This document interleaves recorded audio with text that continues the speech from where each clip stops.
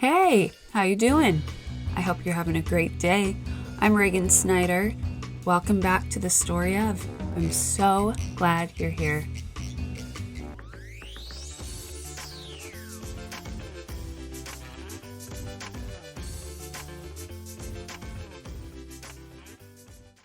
So I did quite a bit of research for this one. There was just a lot. This story is insane. You've probably heard of it before. It's about a guy named Christopher Duntsch, also known as Dr. Death. Have you heard of this psycho? Into it. So we're going to take it back to 2011. It was around Christmas time. It was almost Christmas. And this lady, her name was Kelly Martin. She was 54 years old. She was an elementary school teacher. And her husband, Don, decided that it was time to put up Christmas decorations. So Kelly climbed up a ladder to pull him down from an attic or something in her house. And as she was climbing, she missed a step and she fell. And so this put her in pain. It injured her somehow. It put her in pain. So she ended up going to a family doctor. And she was diagnosed with a herniated disc in her back. So she was given muscle relaxers. She went to physical therapy. And none of it alleviated the pain like she needed it to. So she went on to the next step in her treatment, which was surgery. Her doctor referred her to Christopher Duntsch, who was a neurosurgeon.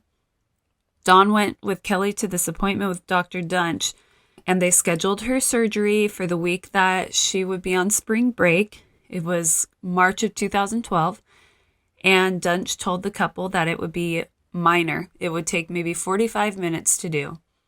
But that did not turn out to be the case. While Kelly was in surgery, Don and his two daughters, Lauren and Caitlin, were sitting in the waiting room. They were waiting to get news of what was going on. And during the course of the surgery, Duntsch himself came out several times to update them. He told them that she was having a hard time coming out of anesthesia and that she might need to be there for a little while longer. So they sat in the waiting room for another hour with no news.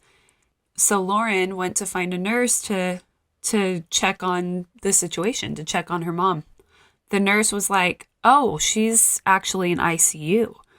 So they're like, "What?" So they go to ICU looking for an update. They want to know if their mom's okay. And when they got to ICU they talked to a nurse, the look on the nurse's face just told them something was wrong. The anesthesiologist was having a hard time getting her blood pressure under control. And Duntsch finally closed her up. And as she woke up, she started screaming. She was in agony. Her legs were blue. She was grasping at them. So they put her back under and they worked for hours to save her life. This became a life. What went from what was supposed to be a 45-minute surgery went to a life-threatening situation. And it was because Duntsch had sliced an artery. She had so much blood loss that she ended up dying, and Duntsch was just unaffected by it. He came into the room with two other doctors to deliver the news to Kelly's family, and upon hearing the news, Caitlin screamed. Don and his daughters were in a living nightmare. Dr. Duntsch had killed Kelly Martin. It was supposed to be simple, straightforward, and he killed his patient. And sadly, she wasn't the first, and she wouldn't be the last victim of his. So who is this guy? Christopher Duntsch was born in Montana back in 1971. He had nice parents. His father, Donald, was a physical therapist and a Christian missionary, and his mother, Susan, was a school teacher. He was, I think, the oldest of three siblings, and they were all raised in Memphis, Tennessee. Christopher wasn't a natural athlete, but he accomplished what he set his mind to. He was a hard worker. And in high school, he wanted to play football. He would go on to attend Millsaps College in Mississippi. And then by his sophomore year, he moved to Colorado to play football. But then he got homesick and he transferred to the University of Memphis. And that's where he decided that he wanted to become a doctor. And not just any doctor, a neurosurgeon. He received his undergraduate degree in 1995, and then after that, he went to the University of Tennessee Health Science Center, long name, and that's where he earned his MD and PhD and did his neurosurgery residency program. So he's got a ton of school, a ton of training. And then after that, he followed that up with a spine fellowship program at the Sims Murphy Clinic in Memphis. And I think all of his training, by the time he was done, it was like 2010. But right in the middle of his residency, he was partying a lot. And I mean, like, not just drinking a ton, but heavy drugs. I think it was around 2006, 2007. The drug use was just getting out of control. He was seen by an acquaintance eating a paper blotter of LSD and taking pills on his birthday. He would keep cocaine in his home office. And after this crazy drug-fueled night, he grabbed his lab coat and headed to work the next morning. There was an anonymous woman who called with information that she had seen him use cocaine. And so he was asked to take a drug test by university officials, but he wouldn't do it.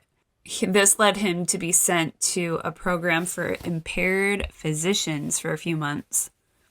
And when he finished that, he was allowed to resume and finish his residency. Once he finished his residency, he moved over to Dallas from Memphis with his best friend, Jerry Summers, who was also a really big partier, and his girlfriend. Her name was Wendy Young. Jerry and Chris, they were both into drugs, partying, all that kind of stuff. But Jerry always believed in his friend. He believed that he was capable of doing big things. After his move to Dallas in the summer of 2011, he was recruited to join the Minimally Invasive Spine Institute in Dallas. He performed one surgery there, and then he was fired because instead of providing care or even finding someone to provide care for his patient post-op, he left. He went to Vegas to party. Duntsch had a deal with Baylor Regional Medical Center at Plano in Dallas, and he was given surgical privileges there. And he was an interesting dude, and not in a good way. He was really hardworking. He had been a straight-A student, but he had a really bad temper, and he tended to rub people the wrong way.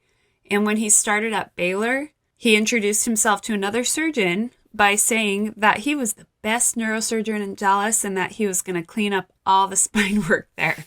What? Why would you say that? Even if that's true, why would you say that? So we're going to talk about Lee Passmore. Lee Passmore was 36 years old when he met with Duntsch about having a procedure to ease his pain. When Lee met with Dr. Duntsch, he was impressed with his confidence. He exuded a lot of confidence, and he was especially happy to hear Duntsch say that he could fix him. Those are magic words for somebody who suffers from chronic pain. You just want to be fixed. You don't want to be in pain anymore. That's what neurosurgeons are supposed to do. On December 30th, 2011, Lee went under the knife to have a disc removed, and during the surgery, Duntsch was causing a lot of bleeding, and he was trying to just work through it blindly. Instead of clearing out the blood, slowing it down, whatever, he was just feeling around and hoping for the best, I guess. I mean, I'm not a surgeon, but that just doesn't seem like a good idea. There's another doctor on this case of Lee Passmore with Duntsch. His name was Dr. Hoyle, and he tried to stop so that they could get the blood under control before they continued with the surgery, and Duntsch didn't want to. He was pushing back, but he finally relented, and Dr. Hoyle cleared the blood out of the way. And that was Dr. Hoyle's first surgery with Dr. Duntsch, and that's all he needed to realize that Duntsch didn't know what he was doing.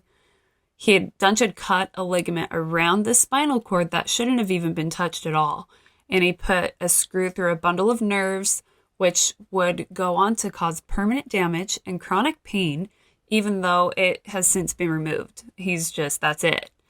The damage has been done. There was a surgical cage that was used to relieve pressure that was causing Lee's pain, and it was misaligned. And because Duntsch had stripped the screw, it was stuck. They couldn't move it. So now Lee Passmore is stuck with all this pain. He can't feel his feet. His right hand and chest shake, and walking is a difficult task for him now.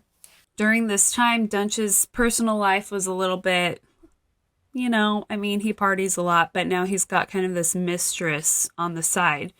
Remember Wendy, his girlfriend, she's pregnant, and Duntsch hired Kimberly Morgan as a surgical assistant. Within 2 months, their relationship went from a professional one to a romantically intimate one. And not only was he cheating on Wendy, but he was being abusive to her. In January of 2012, a 45-year-old guy named Barry Morgloff went in to have surgery performed by Duntsch. And Barry was very active, but he had injured his back from loading and unloading trucks. And it got to the point where he was having a hard time walking. So, Duntsch told him too, hey, I can fix you. And so Barry was like, cool. And he was all in on having the surgery done. Barry was set to have a spinal fusion, which, from what I understand, is a pretty routine surgery, but it ended up flipping Barry's world upside down. He woke up in a lot of pain, and Duntsch refused to re-image to see what was going on. Instead, he just prescribed him painkillers and told him that the pain would go away. And at his follow-up appointment, Duntsch was totally inebriated. The dude has no self-control. Barry finally decided that it was time for a second opinion, and he had an x-ray done that showed that there were loose bone fragments touching his nerves and that the hardware that was put in during his surgery was installed wrong. This poor guy. Then comes Jerry Summers. Remember him? Dr. Duntsch's best friend. Jerry had been in a car accident some time before, and he had some neck pain from it. So he asked his friend if he would do surgery on him because he believed in him. And I'm sure he didn't know about all these botched surgeries that he had done. So Duntsch was like, yeah, okay. Yeah, I can do that. I'm the best there is, right? So in February of 2012, Jerry laid down in that operating room. He was ready to have some diseased discs replaced. And Duntsch was so arrogant. He told the anesthesiologist that he could do the procedure with his eyes closed. Dear Lord, no, you can't do the procedure at all. Oh my gosh, this dude shouldn't even be blinking at this point. Kimberly Morgan was on the surgery with him, and apparently he was talking really sexually to her in front of all these other people who were working on the surgery while his best friend was cut open. I mean, the whole thing's just weird and skeevy and creepy. For a surgery like Jerry's, what he was undergoing, the typical blood loss is about 50 ml tops. Jerry, during his surgery, lost 1,200 mLs. That's 1/5 of his entire blood volume. When Jerry woke up, he couldn't feel his arms and his legs, and he knew immediately that something was wrong. What had happened was Duntsch damaged Jerry's vertebral artery, and he used so much anticoagulant gel foam to try to stop the bleeding that it constricted the spine, and he removed so much bone that he basically decapitated Jerry. And Duntsch, in true Duntsch fashion, left and never came back to check on his friend. And then he tried to blame the blood loss on the anesthesiologist. And Jerry was in such a fragile state that even just moving him would cause him to flatline. This happened several times within just a 24-hour period. He was in rough shape. I'm honestly surprised he survived. Poor guy. So Jerry claimed that he and Duntsch were doing cocaine the night before surgery after all this had happened. But then he came back around saying that that was a lie. So I don't know. But it led to the hospital suspending and investigating Duntsch. And after they gave him a drug test, and he put it off for like 5 days. And then he gave a negative test and was cleared. So I don't know. That probably should have been a little more in depth, but I don't know. Who am I? Years later, Jerry ended up developing an infection that was connected to this botched surgery, and he passed away in February of 2021. And that's sad, but gosh, I mean, he was quadriplegic. I don't know if I said that. He was left quadriplegic, couldn't move. He was in this wheelchair. He needed care 24 hours a day. I feel like I'd rather be dead. The whole thing's so sad. So after this, instead of being fired, the hospital kept him on. But they just would they only let him do smaller, more minor operations. And then that's when Kelly Martin came into the picture for her, what was supposed to be minor surgery. and we know what happened there. So by the winter of 2012, Texas Medical Board had been called by 5 different spine surgeons complaining about Duntsch, but Baylor Plano hadn't reported him at all. So there's that. After Kelly Martin's death, Baylor did revoke Duntsch's operating privileges, and he had only been there for 3 months. 3 months too long. He managed to do more damage in those 3 months than most people ever will, if at all, in a lifetime. After his privileges were taken away from him, he got legal involved, and Baylor knew that if, for whatever reason, he was successful in his lawsuit, that they would be on the hook for millions of dollars. So instead of firing him, they allowed him to resign, and they did not report him to the National Practitioner Databank or to State Medical Board. The databank is there for other hospitals to check to see if these doctors have any marks. He has the biggest marks of them all, and they did not report him.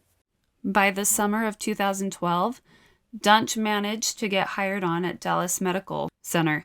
He would only last a week there, but not without causing some serious damage first. Dallas Medical Center thought Duntsch was great. Why wouldn't they? I'm sure they checked the National Databank, and they didn't find any marks, and he had met with the CEO. He had plans to build this huge neurosurgical practice with them. It just sounded great. He was like a cash cow. While they were still reviewing his credentials, they went ahead and gave him temporary privileges to operate with them. The next victims would be Floella Brown and Mary Eford in July of 2012. The morning of Floella's surgery, Duntsch rolled in wearing the same dirty set of scrubs that he had been wearing the day before. People knew he was wearing the same set of scrubs because there was but there was a hole in the butt cheek of this particular set of scrubs. And the fact that he's wearing them for a second day in a row is a little bit of a red flag, considering sanitation is hugely important to surgeons and the well-being of their patients. Anyway, so during Floella's surgery, Duntsch began to complain that he couldn't see because there was too much blood. Surprise, surprise, another one of Duntsch's patients was losing too much blood. This particular surgery should have taken 2 hours, but it went on for 4. Once Floella was out of surgery and put into recovery, she wasn't very responsive, and by the next day she was completely unresponsive and she was convulsing. Nobody could get a hold of Duntsch. He was nowhere to be found, and by the time that he finally came in, he was wearing the same pair of freaking scrubs for a 3rd day in a row. He went to go see what was going on with Floella, and it was clear that she was having a stroke, but Duntsch put an order in for more imaging, and then he took off to completely start on a new patient, a new operation, new patient, while Floella is hanging on to her life by a thread. This new patient that he was getting ready to operate on was Mary Eford.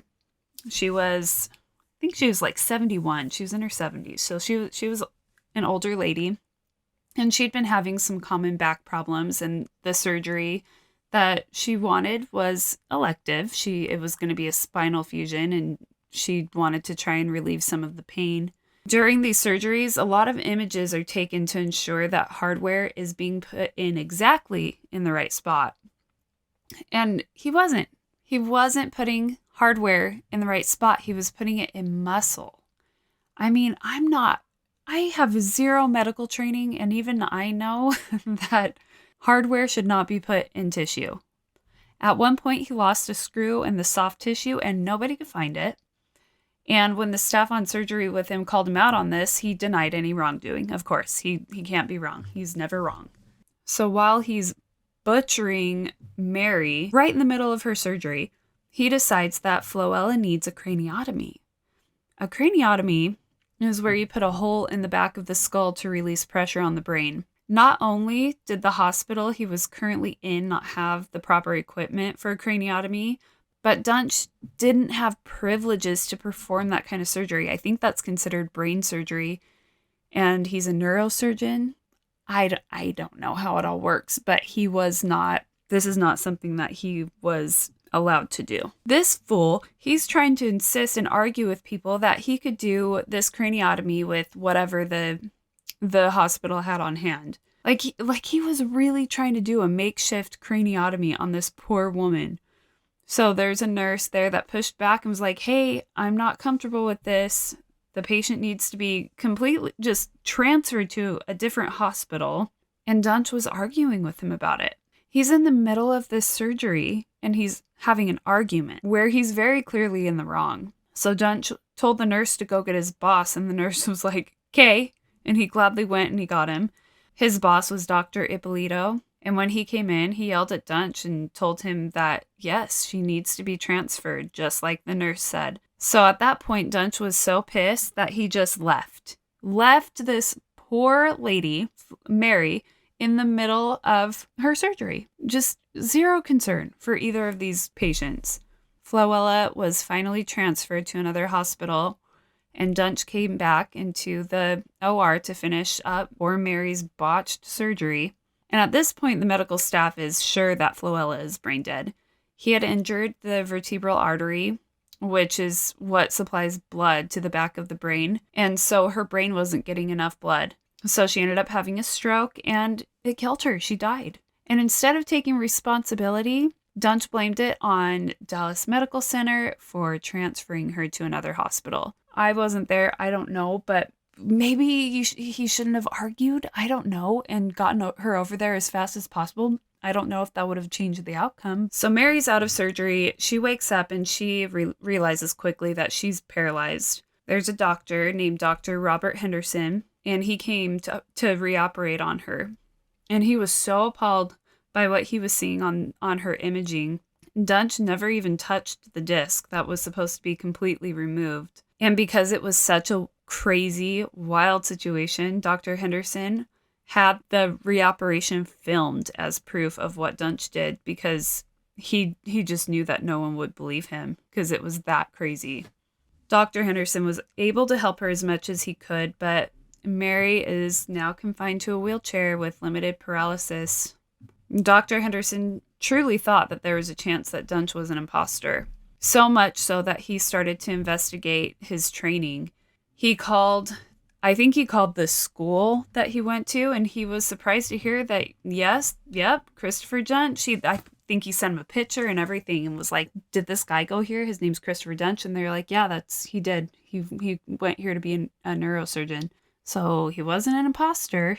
He was just a madman with a scalpel. So Duntsch was finished at Dallas Medical Center after a week, after botching and maiming one patient and killing the other, but they didn't report him. And they weren't required to because he was only given temporary privileges. So Duntsch went on his merry way, and in September of 2012, he found work at Southampton Community Hospital, which was a low-tier hospital, and then at Legacy Surgery Center, which was a center for low-risk outpatients. There was another woman, Shirley Mock. She was 71 when she went to Duntsch for surgery. He convinced her that she needed emergency surgery at Southampton Hospital, where he explained the most modern equipment was. Southampton Hospital was not a nice hospital. When Shirley pulled up, I think, to the parking lot, she said to her son or son-in-law, whoever was taking her to the hospital, she was like, this hospital looks like it should have been condemned 20 years ago. So during her surgery, which took 6 hours, he destroyed Shirley's spinal column. He wrecked her nerves and left bone fragments and screws in her flesh. And when she woke up, she was in crazy amounts of pain, and she thought she was dying and that no medication could help her. And I tried to find out what happened with Shirley. I couldn't find where she was at, but I'm sure it's very similar to the other patients. Chronic pain, and maybe she probably, I don't know, maybe she can't walk. Not sure. The next life to be changed would be Jeff Chaney in that same month, September of 2012. While Jeff was signing papers with Duntsch, he was handed this list of complications that could arise during surgery. And one of those was death. I think it was very last on the list. And Jeff asked Duntsch if he had ever lost a patient during surgery. And he just laughed and told him no. So I'm sure Jeff was like, okay, and believed him. Why wouldn't he, After Jeff's surgery, He woke up feeling awful. And when he tried to wiggle his fingers and toes, he realized that he couldn't move anything on the right side of his body from the neck down. And that was because his spinal cord had been cut.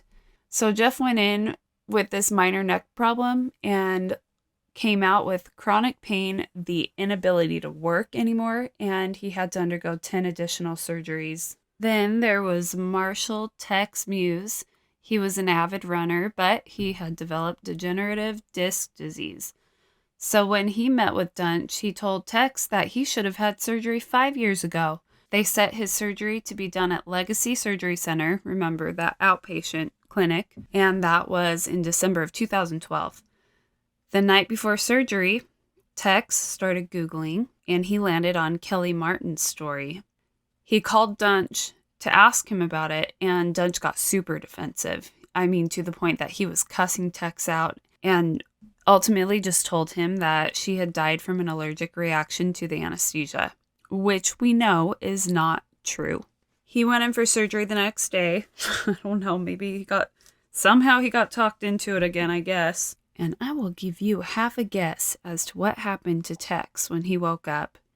He was in horrible pain, and Duntsch told him that that was normal and that he was overreacting. He prescribed Tex 2 Percocets to take every 2 hours. You can do math, I can't, but I do know that is 24 Percocets a day, and that is a lot of drugs for one person. When Tex went to fill it a second time, the pharmacist said that they couldn't fill the prescription because the doctor who was prescribing this was going to kill the patient who was taking it. This overprescription of these meds led to an addiction for Tex, and it ended up destroying his marriage and led to divorce, and he lost his job. When he went to a different doctor to see what was going on, they discovered that there was hardware hanging out between his bone and his muscle, and that Duntsch never even touched his spine. Then, in that same month, December of 2012, Jacqueline Troy was completely maimed in ways that didn't even make sense. I mean, none of it makes sense, but Jacqueline's vocal cord was paralyzed. He had pinned her esophagus under a plate by her spine, and he poked holes in her trachea. She had to be sedated for weeks after her surgery and fed through a feeding tube because food was getting into her lungs. So she was left with just one vocal cord, which obviously impacts her ability to speak. Then there is Philip Mayfield. He was a truck driver for almost 20 years, and these long drives had resulted in a lot of back pain for him. So in April of 2013, he went in for a routine 45-minute surgery with Duntsch, but he came out on the other side in agonizing pain. Philip was taken to another hospital, but his spinal cord was deformed and the damage was irreversible at this point. He was told that he would never walk again, but he refused to accept that fate. He had 3 boys that he wanted to raise, and, who wants to be confined to a wheelchair? After some intense rehab, he was able to walk again with a cane, but he still struggled with such high pain levels that he would pass out. Philip ended up passing away on February 12th of 2021. He died from COVID. On the GoFundMe page, his wife said that the COVID was made worse from the effects of his surgery. There was this other lady. Her name was Pam Trusty. And Pam had gone to Duntsch for a procedure, and she was one of the very, very few that wasn't left completely maimed or dead, but she still had pain. And when she went to a follow-up after her surgery, she was asked to participate in this video for Duntsch. She was told that he had been selected as the top neurosurgeon in Dallas and that they were making a video about him. And so, she was like, wow, okay, cool. Yeah, I'd love to. That sounds awesome. I get to be in a video? Okay. Then once all was said and done, she learned that the video was just a paid advertisement, and her participation in this video haunts her to this day now that she knows what he did. Especially because that video is what led Jeffrey Glidewell to use Duntsch as his surgeon. Jeff had been in a motorcycle accident back in 2004, and it left him with back pain. And he did his research. He did lots of research, and he came across Dr. Christopher Duntsch, who seemed to have nothing but 5-star reviews across the board. There were plenty of bad reviews. They just never lasted a day because he did a good job of scrubbing the internet of those. And he came across a video on his website with a woman, Pam Trusty, saying that he was one great man, just really talking him up. So Jeff decided, hey, this is my guy. Sounds great. He went in, woke up from his surgery in more pain than he ever thought imaginable. He couldn't feel his feet. He couldn't move his left arm. And for some reason, he couldn't talk. Duntsch had told Jeff's wife, Robin, that he had to abort the surgery because he found a tumor and he thought that it might be cancerous. There's a doctor, Dr. Randall Kirby. He was called in to try and fix the surgery. He had him transferred to another hospital, and he discovered that the incision wasn't even in the right place. Jeff had a silver dollar-sized hole in his esophagus. A nerve was completely taken out, and he had cut an artery. To try to stop the bleeding, Duntsch put a sponge over the situation, and he left it there and closed him up. He just left a sponge in this man, in his body. Obviously, that sponge caused issues. It led to a bloodborne infection, and Jeff was septic. And that tumor that Duntsch discovered, it was just muscle. I read somewhere else, I'm not sure, but I think he may have thought it was his esophagus, and that's why he cut into his esophagus. There was conflicting information about that, so I'm not sure. So Jeff spent months in the hospital trying to recover from this crazy surgery that nearly killed him. And thankfully, Jeff ended up being Duntsch's final patient and procedure. Dr. Randall Kirby and Dr. Robert Henderson, you remember them? They were surgeons that reoperated on some of Duntsch's patients. And they were instrumental in bringing him down. Dr. Kirby had written a detailed letter to the Texas Medical Board in which he called Duntsch a dangerous sociopath. I mean, he is. And thanks to Dr. Kirby and Dr. Henderson's relentless efforts, because it took a lot of effort on their part, the Texas Medical Board suspended Duntsch's medical license, finally, on June 26th of 2013. The board's attorneys fought back a bit. Sounds to me like Texas is very protective of their doctors. And they couldn't believe that somebody, especially a neurosurgeon, could be as incompetent as Duntsch appeared to be.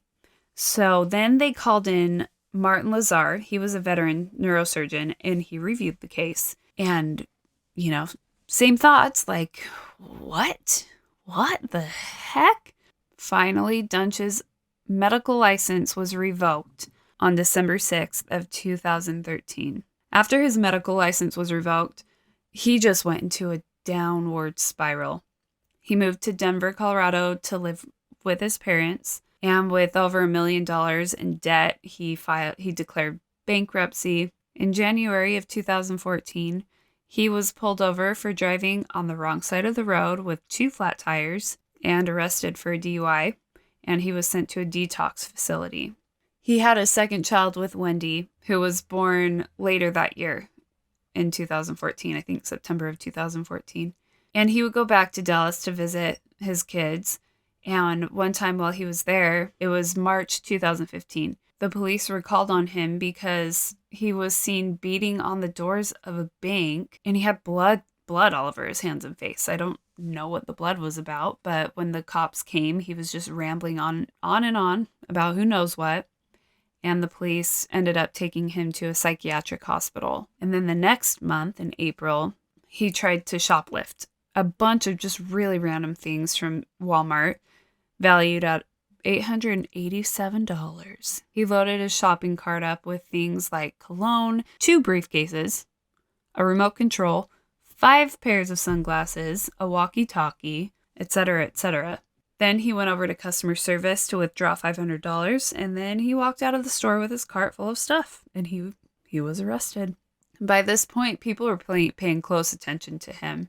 In May of 2015, just a couple months later after this shoplifting debacle, there was an article that was released by the Texas Observer, and it was titled "Sociopath Surgeon Duntsch Arrested for Shoplifting Pants." In the comment section, he attacked everyone he thought was conspiring against him, including Dr. Kirby. There were so many of these comments that printed out on paper, there were like 80 pages. So Dr. Kirby took these comments to the district attorney's office, and Michelle Shugart, she was DA, found the whole thing just really interesting. So she started to do her own research on Duntsch, and she ended up taking the case over. During her research, she tried to find a similar case, but she couldn't. It was such a unique case. She and the other prosecutors working on it just, they knew that he was a criminal, but they didn't know how to convict him. They didn't know what crimes he should be charged with. In the end, though, he was convicted of 5 counts of aggravated assault and 1 count of injury to an elderly person who was Mary Eford in her 70s. They only had about 4 months to file the case before they reached the statute of limitations. So Michelle, and I'm sure the other prosecutors, busted their butts, just pulling everything together. And by the time that it was filed, they had a ton of evidence to indict him.